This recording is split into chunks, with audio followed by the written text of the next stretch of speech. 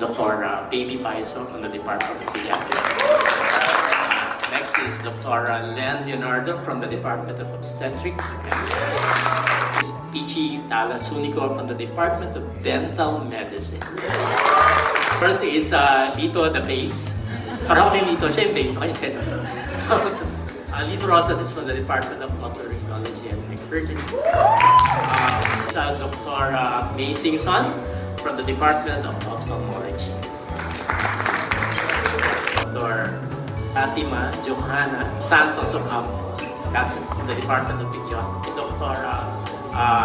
Gemma Magay, she's our critical care specialist from the Department of Pediatrics as well. And lastly, Dr. Abina Manikis from the Department of Dermatology. So this is a multidisciplinary choir.